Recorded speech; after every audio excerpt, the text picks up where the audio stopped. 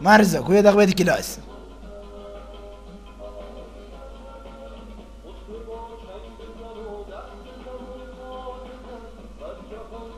بله آجی بابا کاری داشته. چشم روشم میچیسی تو سالون مرسه بیا جلو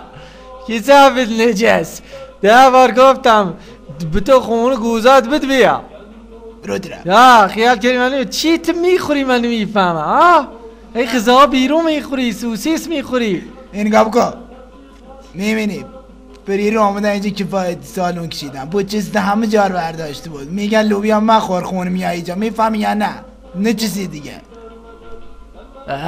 من میفهمم ای کیه نمیفهمیدی چی گفت آقا ای والا بداد بشم بچه شوخی کردم ناراحت میشی یا ناراحت میشی این ماشین آشغالی چپ کرد بود جلو در ما بگیریم اول تو چی سیدی خوبی؟ چه خبر؟ یه دولش داره بشی ای والا بیا زنده بیا بشی اینجا بشی بتی مرگی اینجا نمیفهمی جاینا چی این آشغالی اومده بود بچه ها شاخ که میخواستن آینش بزنن نتونه چپ کرده فهمیدی جاینا چیز آج آقا هم گفت من حالا تو کاری میتونی بکنی من گفتم من چیزی دیدم میلا نگاه بکن تو این بلش که فکر کنه بابا بگو فکر کنی میتونی کاری بکنی یا نه تو هوا صداست